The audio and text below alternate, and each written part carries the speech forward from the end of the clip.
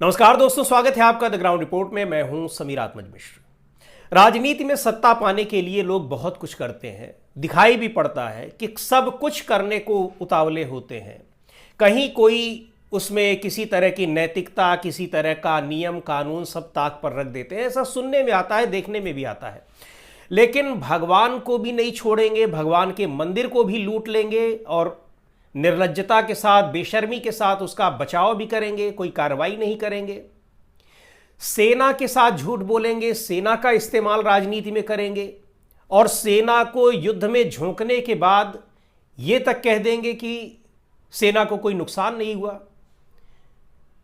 यह आप किसी सामान्य सरकार से उम्मीद नहीं कर सकते। लेकिन मौजूदा सरकार यह सब कुछ कर रही है और डंके की चोट पर कर रही है। और यही नहीं, बहुत ही बेशर्मी और निर्लज्जता के साथ उसका बचाव भी कर रही है। और कुछ भी होता है तो फिर वो 50 साल, 60 साल, 70 साल और यहां तक कि 2000, 4000 साल पुरानी बातों को लाकर आपको दिग्भ्रमित कर देती है। अयोध्या की बात पर आएंगे कि क्या कुछ वहां पर हुआ है और होने वाला कुछ नहीं है। वहां पर ऐसे ही लूट जारी रहेगी, यह रास्ता साफ कर दिया गया है। लेकिन ताजा तरीन जो घटनाक्रम है उसकी चर्चा करना बहुत ज़रूरी है। और इसलिए ज़रूरी है कि इसमें दिखाई पड़ रहा है कि ये सरकार देश की 140 करोड़ जनता, या जितनी भी जनता हो, 140 करोड़ सरकार कहती है, प्रधानमंत्री कहते हैं, तो उसी जुमले को हम भी बता रहे हैं। हमने जाकर गिनती नहीं की है, हम उन्हीं के आंकड़ों पर बात करते हैं कि इस 140 करोड़ जनता को क्या बिल्कुल मूर्ख समझते हैं? क्या देश की पूरी जनता को और देश के हिंदू समाज को अपना बंधुआ मजदूर समझते हैं? इस पर भी हम बात करेंगे। 140 करोड़ जनता को मूर्ख समझने की बात मैं इसलिए कर रहा हूं कि देश की संसद में भी कैसे निर्लज्जता के साथ झूठ बोला जाता है, चाहे वो प्रधानमंत्री हो, चाहे वो रक्षा मंत्री हो, चाहे दूसरे मंत्री हो। अब ऑपरेशन सिंदूर की घटना आपको याद होगी पिछले साल, जिस तरह से वहाँ पर हमारे जम्मू कश्मीर में जब हमला हुआ था पहलगाम में, उसके बाद तमाम दबाव के बाद वहाँ पर ऑपरेशन सिंदूर की घटना को अंजाम दिया गया। और ऑपरेशन सिंदूर की घटना को अंजाम देने के बाद ये तो पता ही है कि कैसे जब सेनाएं सबक सिखाने के लिए पूरी तरह से तैयार थीं, उतावली थीं, उस समय कैसे उनको वापस बुला लिया गया अमेरिका के राष्ट्रपति डोनाल्ड ट्रंप के हड़काने पर। सीधे सीधे हम ये कहेंगे, क्योंकि डोनाल्ड ट्रंप बार बार ये बात कह रहे हैं कि हमने उनको डर दिखाया, डरा धमकाकर ये कहा कि आप अपनी सेना को वापस बुला लीजिए। क्यों बुला लीजिए? पाकिस्तान से उनका क्या प्रेम है वो दिखाई पड़ रहा है। ईरान के साथ कैसे ईरान और अमेरिका के बीच में पाकिस्तान समझौता करा रहा है। खैर, उस वक्त बहुत सारे सवाल उठे थे, ये सवाल कि भाई अमेरिका कैसे इसकी जानकारी दे सकता है, ये सब चीजें। लेकिन उसको एक बार आप किनारे रख दीजिए। संसद में इस तमाम मुद्दे पर बहस की मांग की गई। बड़ी मुश्किल में सरकार तैयार हुई, चूंकि सरकार के पास बताने के लिए कुछ नहीं था, छिपाने के लिए, झूठ बोलने के लिए चीजें थी, तो कैसे उनको संसद में लाए। सारे झूठ का पर्दाफाश भी हो गया और बाकी का धीरे धीरे हो रहा है कि सरकार अपनी ही बातों को कैसे झुठला रही है। पहली बात तो यह कि सेना में राफेल विमानों का, जहाज़ों का जो नुकसान हुआ, पहले उसकी जानकारी नहीं दी गई, बाद में धीरे धीरे उसकी जानकारी भी दी गई। संसद में रक्षा मंत्री राजनाथ सिंह ने साफ तौर पर कहा था कि हमारे एक भी सैनिक की जान नहीं गई है, एक भी सैनिक की जान नहीं गई है। आप सुन लीजिए कि उस समय जब संसद में इस पर बहस हो रही थी तो रक्षा मंत्री राजनाथ सिंह ने क्या कहा था। और आपको प्रश्न पूछना है तो यह पूछिए, आपको प्रश्न पूछना है तो यह पूछिए कि इस ऑपरेशन में क्या हमारे जाबाज सैनिकों को कोई क्षति हुई है, तो उसका उत्तर है नहीं। और अब वही रक्षा मंत्रालय क्या कर रहा है, क्या बता रहा है, क्या जानकारी दे रहा है, आप वो भी सुन लीजिए। तो या तो रक्षा मंत्री को कुछ पता नहीं है अपने ही विभाग के बारे में, देश की सेनाओं के साथ क्या हो रहा है, सेनाएं क्या कर रही हैं, हम कहां अटैक कर रहे हैं, हमको कहां पीछे आना है, उनको कुछ नहीं पता है। पता तो दरअसल किसी को नहीं है, क्योंकि ये सारा कुछ ऐसा लग रहा है कि ये तय हो रहा है अमेरिका के राष्ट्रपति डोनाल्ड ट्रंप की ओर से। क्योंकि सेना के ऑपरेशन सिंदूर के बाद जब युद्ध विराम हुआ तो उसकी घोषणा वो कर रहे हैं। खैर, उसको हम छोड़ देते हैं। अब रक्षा मंत्रालय क्या कर रहा है और रक्षा मंत्री हमारे उससे कैसे बिल्कुल अनजान हैं वो दिखाई पड़ रहा है। उस समय संसद में उन्होंने कहा कि किसी की जान नहीं गई, कोई नुकसान नहीं हुआ, कोई क्षति नहीं हुई, और डंके की चोट पर और कैसे तालियां बजी वहां पर उनकी इस बात पर। और अब आप देखिए कि वही रक्षा मंत्री, वही रक्षा मंत्रालय, अब जो उसमें शहीद हुए थे 6 सैनिक हमारे, उनमें एक अग्निवीर भी हैं, उनकी स्मृति में अब वहां उनका सम्मान किया जा रहा है। इनके नाम है, नाम भी जरा सुन लीजिए। अब उनके नाम अब सार्वजनिक किए गए हैं। सूबेदार मेजर पवन कुमार, राइफलमैन सुनील कुमार, लांस नायक दिनेश कुमार, एविएशन टेक्नीशियन मुरली नाइक, हवलदार सुनील कुमार सिंह, सार्जेंट सुरेंद्र कुमार। इनके 6 नाम, इनकी स्मृति में सम्मान में एक कार्यक्रम हुआ और एक शिलापट्ट लगाई गई है। अब आप सोचिए कि जिनके परिवारों के ये लोग शहीद हुए हैं, उन्हें कैसा महसूस हो रहा होगा, उन्हें क्या लग रहा होगा, वो क्या सोच रहे होंगे। अपने देश की सीमाओं की रक्षा के लिए, देश के लोगों की रक्षा के लिए हमारे घर के बेटे बलिदान हो गए, शहीद हो गए, और हमारे इस देश की निर्लज्ज सरकार उनके बलिदान को स्वीकार भी नहीं कर रही है।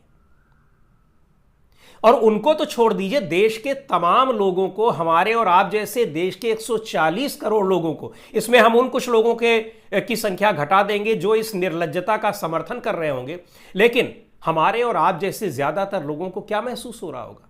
ये जो बातें हम कर रहे हैं, इसमें गुस्से में हो सकता है कुछ ऐसे शब्द भी इस्तेमाल हो रहे हो जो मैं सामान्य तौर पर नहीं करता हूं, लेकिन ये वही गुस्सा है जो आज देश के हर नागरिक का गुस्सा है कि आप देश के रक्षा के लिए बलिदान हो जाने वाले सैनिकों का नाम तक नहीं ले पा रहे हैं। आप कह रहे हैं कोई बलिदान ही नहीं हुआ, आप उनके बलिदान को झुठला दे रहे हैं।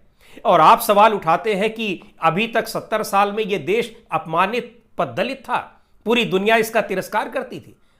तो खैर, उसी दिन लोगों को समझ में आ गया था कि आपको इस देश से कितना प्रेम है, इस देश की सेनाओं से कितना प्रेम है, इस देश के नागरिकों से कितना प्रेम है, लेकिन धीरे धीरे आप उस चीज को बताते भी चले जा रहे हैं। तो ये झूठ, ये निर्लज्जता, पहले झूठ बोलना और उसके बाद निर्लज्जता के साथ उसका बचाव करना और उसके बाद फिर इसका खुलासा हो जाना। आप ये कैसे भूल जाते हैं कि चीजें पब्लिक डोमेन में नहीं आ पाएंगी। आरटीआई खत्म करते जा रहे हैं, आप सब कुछ खत्म करते जा रहे हैं, लोगों की जबान पर ताले लगाते जा रहे हैं, लेकिन फिर भी आप जान लीजिए कि कोई चीज छिपी नहीं रहती है। 1000-2000 साल की चीजें, इतिहास के तमाम पन्ने आज भी खुलते हैं और नई नई बातें पता लगती रहती हैं, उनका इंटरप्रिटेशन होता रहता है। आज के इस टेक्नोलॉजी के युग में आप चीज़ों को छिपा नहीं सकते हैं। झूठ बोलकर, निर्लज्जता के साथ उसका बचाव करके, लोगों को आप डरा धमका करके आप कुछ समय के लिए उस पर लगाम लगा सकते हैं, रोक सकते हैं। ये कर सकते हैं आप, जो आप करते रहते हैं। तो अब इसमें ये आ रहा है कि अब उनकी शहादत को आप नकार दे रहे हैं। ये कॉन्फिडेंस किसी सरकार में कैसे आ सकता है, मैं कई बार ये सोचता हूं। राम को लाए हैं, उनको हम लाएंगे, ये नारा देकर ये सरकार, इस लोग धर्मनिरपेक्ष देश में एक सरकार इस पर चुनाव लड़ रही है और चुनाव में जीत हासिल कर रही है। राज्य में वहां पर जीत हासिल की, हालांकि केंद्र में जब चुनाव हुए 2024 में तो सफाचट हो गए, लेकिन फिर भी, और उस सरकार के नेतृत्व में केंद्र में भी आपकी सरकार है, राज्य में सरकार है, वहां बन रहे हैं। जितने कर्मचारी आपने लगाए हैं उस राम मंदिर में सेवा के लिए, वहां पर काम करने के लिए, नोट गिनने के लिए, इतना बड़ा घोटाला वो कर रहे हैं। पूरी अयोध्या के आम लोगों की जमीनों को लेकर, नजूल की सरकारी जमीनों को लेकर अरबों खरबों रुपए में उसका सौदा कर लिया गया। और इन सारे मामलों में जो सबसे बड़ा जिम्मेदार व्यक्ति है चंपत राय, उसके खिलाफ कार्रवाई करने की किसी की हिम्मत नहीं पड़ रही है। न तो केंद्र सरकार उस पर कुछ बोल पा रही, उसकी कान में जूं रेंग रही है, और न ही राज्य सरकार में।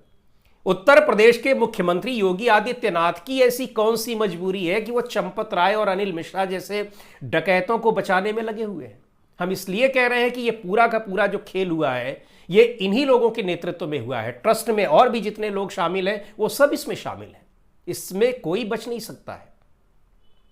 और उस पर आप कह रहे हैं कि हमने कार्रवाई कर दी है। आप 8 जो उसमें छोटे कर्मचारी थे, हालांकि हम उनका बचाव नहीं कर रहे हैं, सारा कुछ हो उन्हीं के जरिए रहा है, उनको तो जाना ही चाहिए जेल, लेकिन उनके ऊपर जिनका वरद हस्त है, आप उनको क्यों बचा रहे हैं? और इसका मतलब कि जो लोग इस बचाव में शामिल हैं, वो लोग भी कहीं ना कहीं इसमें घिरे हुए हैं। अब नृपेंद्र मिश्र जो मंदिर निर्माण समिति के अध्यक्ष हैं कह रहे हैं कि अब मैं जब तक जांच चल रही है तब तक कुछ नहीं बोलूंगा, बाद में बोलूंगा। बाद में देखते हैं वो क्या बताते हैं, चूंकि वो भी सिस्टम से जुड़े हुए हैं, बहुत सारी जानकारी उनके पास है और बहुत सारी जानकारी जो आई है वो सिस्टम के भीतर से ही आई है। इसके बावजूद और अयोध्या में एक एक व्यक्ति इस निर्लज्जता और लूट और डकैती को जानता है, एक एक व्यक्ति।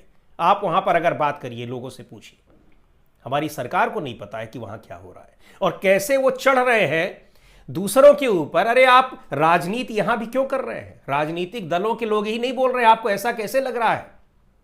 यहां पर आम लोग बोल रहे हैं, श्रद्धालु बोल रहे हैं, आम जनता बोल रही है।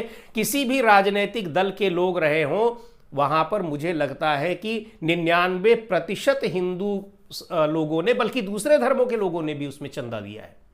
अब जब रिकवरी हो रही है तो उसमें हजारों डॉलर भी वहां पर मिले हैं। तो ये सारी चीजें वहां पर दी गई हैं। आप इसका बचाव कैसे कर सकते हैं कि मंदिर को लूट ले जाने वालों का बचाव वो लोग कर रहे हैं जो अपने को बताते हैं कि वही मंदिर के, वही हिंदू धर्म के संरक्षक हैं, रक्षक हैं, और अगर वो सत्ता से चले गए तो ये हिंदू धर्म चला जाएगा। ये वो लोग कर रहे हैं जो मंदिर में, जनता के पैसे से बने हुए मंदिर में, जनता का चढ़ाया हुआ, वहां पर जो चढ़ावा आया भगवान श्री राम की सेवा में, उस चढ़ावे को उन्होंने लूट लिया है। और ऐसे लोगों का बचाव ये लोग कर रहे हैं जो हिंदू धर्म के ध्वजाधारी हैं, उनके रक्षक अपने को बताते हैं, स्वयंभू रक्षक हैं। आज की वीडियो में इतना ही। अगले वीडियो में फिर मिलेंगे एक नए विषय के साथ, एक नए मुद्दे के साथ। द ग्राउंड रिपोर्ट के यूट्यूब चैनल को आपने अब तक सब्सक्राइब न किया हो तो ज़रूर कर लें। हमारे वीडियोस को लाइक करें, शेयर करें और अपने सुझाव भी हमें ज़रूर भेजें।